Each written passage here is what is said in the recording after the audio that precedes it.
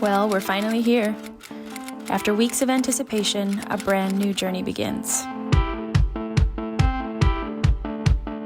I'm Kat. And I'm Sage. And this is the story of how Sage flew from Portland, Oregon to Wichita, Kansas to pick up this bus to begin our adventure of bus life for Zeppelin Travels and Tiny Home Tours.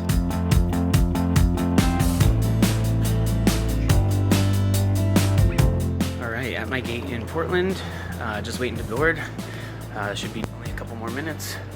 Excited, getting really stoked to get to the bus.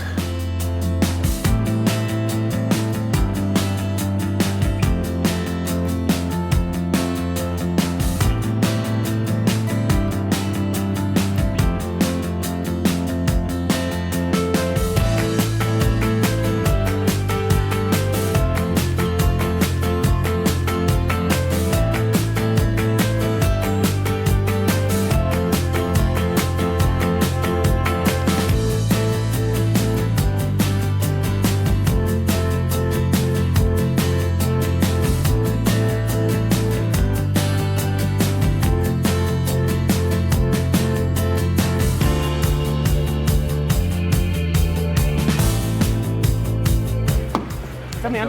How are you? Doing well. Nice to meet you. Nice to meet you too. Let's throw your stuff in the back here. Perfect.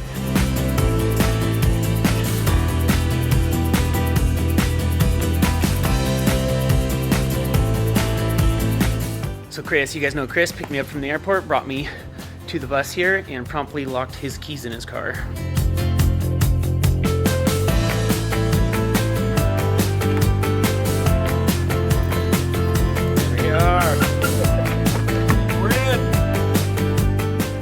All right, just got back from running some errands. Met up with Chris here at the shop. I'm sleeping in this shop overnight, so I'm gonna be nice and warm. Then we kind of came up with a game plan of what we've got to do tomorrow. But for tonight, I'm going to get my space set up, gonna get the bed all made, gonna get my groceries put away. I'm gonna chat with Kat. Yeah, so here we go.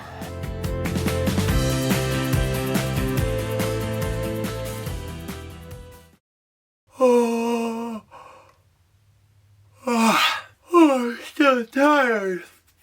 First night in the bus down, I was plenty warm. Don't know if I'll be warm the next couple nights because I was inside this shop here. But it was warm last night and pretty comfy, pretty happy. In light of the fact that today is kind of a fresh start and a clean slate, beginning of something new, figured I would afford my face the same opportunity and the same treatment.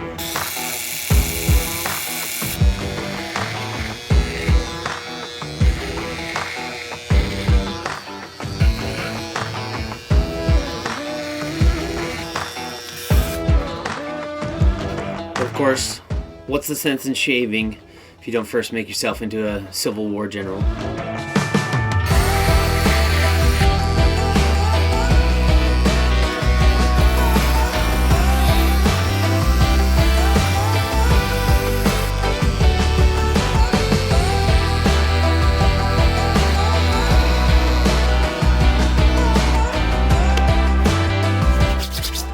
There we are, clean slate. All right, Chris and I are driving over to his place to do our last little bit, which is exchanging mattresses, because this one's really thick. I'm gonna have more to do once I get back to Bend with the propane and the water, but got a bunch of stuff done here the last day or so, and excited to finally hit the road.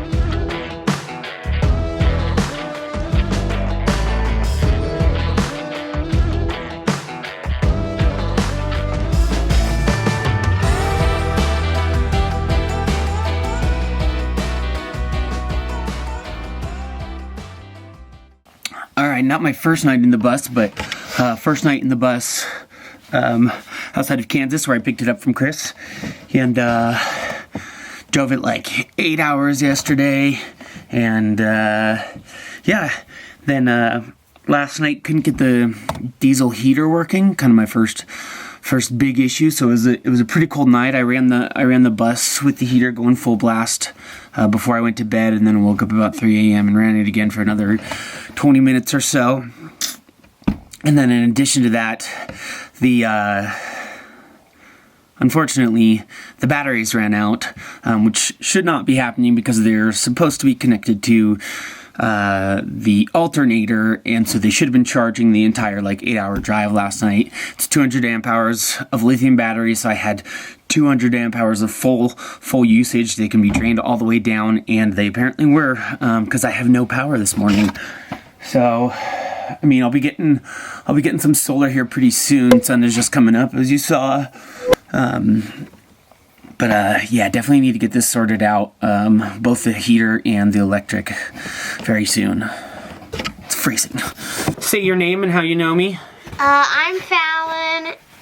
How do you know me? You're my uncle. You're my mom's brother. And who are you? Boston. Boston, and how do you know me? Because you're also my uncle. I'm also your uncle. Cool. What do you guys think of the bus? It's cool. Yeah? You think you'd live in one? No. Not this cold. It's really cold. The heater is broken, as I mentioned, so it's a little too cold for Fallon. But if it was warmer, you think? Maybe. Maybe. Boston, you think if it was warmer in here? I would. We have a house right there. I would change the cushion on this to be over there and have a softer one. Softer one right here? Yeah. He's crazy with soft. Yeah, you do like soft stuff, huh? And not as hard. Well, I'm gonna put cushions here too eventually. I just got it yesterday, so I still got a lot of work to do. All right, Fallon, I'm taking off. No. I'll see ya. Maybe you're not gonna be here for a while. Yeah, maybe a month or two. I'm not sure. I'm hoping to come back before I have to go back to Bend. Okay. All right, see you later. Bye. All right, I'm gonna sit down and talk a little bit more about what's going on with me, travel plans, status of the bus, that kind of stuff in a little bit. But right now, I'm at Walmart and then Home Depot. Just picking up some basic supplies that I need. I don't have heat right now, so I grabbed a little extra sleeping bag for my journey back to Bend, so I'm not too cold. Got some stuff to hopefully get my power going temporarily, and curtains for the windows, temporary curtains for the windows. Just a few things here.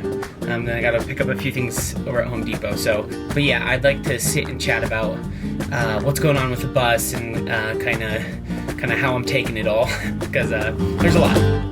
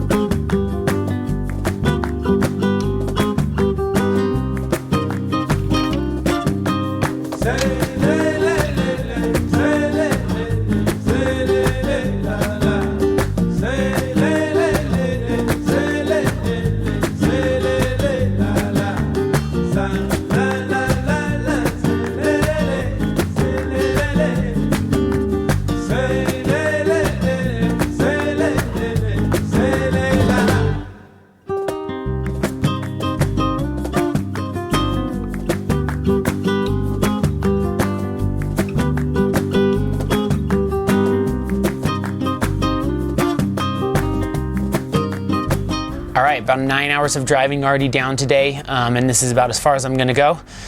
Sorry I didn't stop much to show some of the scenic areas. It was a pretty scenic drive, but I'm kind of booking it back to Bend because I got a lot of stuff to do once I get there. So yeah, I'm outside of Ogden, Utah right now, and I wanted to spend some time just kind of talking about the bus and the experience so far and some of the challenges, because there have been a lot of challenges so far. There's been some pretty major hiccups with the bus, not with the engine or anything, but just with some of the build stuff, some of those components that have been unexpectedly troublesome. And I don't want this to come off as complaining or me whining or pointing the finger at anybody or blaming anybody for the issues, but I want to like bring the issues to light because it is like this is a legitimate part of this lifestyle. Everybody deals with issues like this. I just happen to deal with all of them in the first 5 days of having the bus. So anyway, I have had quite a few things go wrong. Kind of the most notable one is the electrical. My first night away from Kansas, where I picked up the bus, the power ran out completely, and I had driven like 7-8 hours that day, and the batteries are hooked up to the alternator, so I should be charging as I'm driving. So it was pretty suspicious that the batteries ran out that night, and I couldn't get them to charge from solar the next day. I've got 200 watts of solar on the roof, and they weren't charging anything. And so I was without power for a couple days. I also was unable to get the heater working. I tried turning it on, and all I got was cold air to pump out. And then now that the power is out, I can't do anything with it because it does have an electrical component to it. I believe it's the fan that pumps the air out. It's a diesel heater, but it does have electrical just to pump it. And then in addition to that, I'm having just a few issues with the construction. Those are pretty minor. I'm better with that kind of stuff than I am with electrical. So I will be able to take care of a lot of those things once I get back to Bend and have access to all my tools and stuff. But the electrical and the diesel heater have been kind of the more problematic ones. So I spent a couple days without any power at all whatsoever. I eventually did get to a Walmart and picked up a like 120 volt adapter so that I could plug in my shore power hookup to my brother's house. I stayed at my brother's house for a couple nights, so I plugged it in yesterday and was able to charge up the batteries that way. So I do have a little bit of power now, which is great. I can charge my devices, I can keep the camera charged, I can do a little work, a little editing before I go to bed tonight and not have to worry about draining my laptop or anything like that. So it's temporarily solved, but the bigger issue is that neither the alternator nor the solar are charging my system, and those are kind of the two that I'm going to be able to rely on. I'm not going to be able to always plug into my brother's house or anybody's house. So those are the issues that I'm having. I have a buddy back in Bend, Ransom. He owns a business called Crooked Finger Designs. He works a lot with electrical systems for camper vans and stuff. He does a lot of work specifically with VW Vanagons, but he is just an electrical whiz, so he's going to take a look at it. I've already chatted with him, and he's going to take a look at it pretty much as soon as I get back to Bend. But I was running some errands yesterday, picking up that charging piece, and walked back out to the bus and noticed some water dripping down by the tires on the side of the bus over here. I was lucky that I noticed it and investigated it because down right by this tire over here, the two right wheel tires, it's a dually, so there's two tires over here on the right side. The diesel heater line as well as an electrical line run right through that area, and the diesel heater line had melted through completely, so that kind of explains why I was never able to get any heat to it.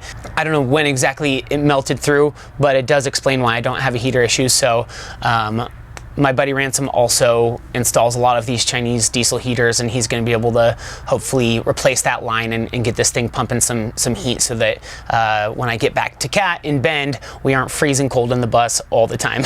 And then also right next to that, there's an electrical conduit and another electrical cord there, and the other electrical cord had like a yellow rubberized coating around it, which had melted to the conduit. So I don't know what's causing the heat. I don't know if it's just being wired up underneath, the working parts in the van, or there's friction on it or something like that. But it got hot enough to melt the wires, and I'm pretty sure that explains what's going on with the alternator, because I followed those wires and they go up into the engine bay to the alternator. So that's probably the issue.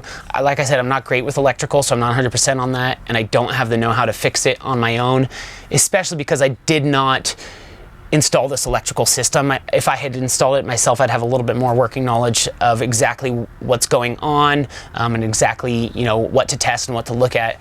But because it was installed and I wasn't there, didn't get to see the process, I kind of I do a lot of guessing, whereas Ransom, my buddy, would be able to to figure it out a lot quicker than I would. But that doesn't necessarily explain why I'm not getting solar, because those wires, I mean, I got a solar panel here and here up on the roof, and the wires come in just right back here and run straight down to the batteries. And I've investigated that. I've looked at the connection up top. I've looked at these connections down here, and I can't seem to figure out any reason why I am not getting any solar into my batteries. So there's an issue there that I don't have any idea what it is, and hopefully Ransom's able to tackle it pretty quickly. As far as construction stuff, having a little bit of trouble with a few drawers. The composting toilet door has almost completely come off at this point. It also causes an issue with the refrigerator coming out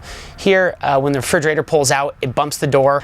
So I'm gonna figure out another solution. I've also got a panel down below the refrigerator door that's popping off, and the reason it popped off in the first place is because it rubs against the bottom of the refrigerator drawer. So another issue, if you close this bench seat right here, it overlaps just slightly with the next bench seat over's lid.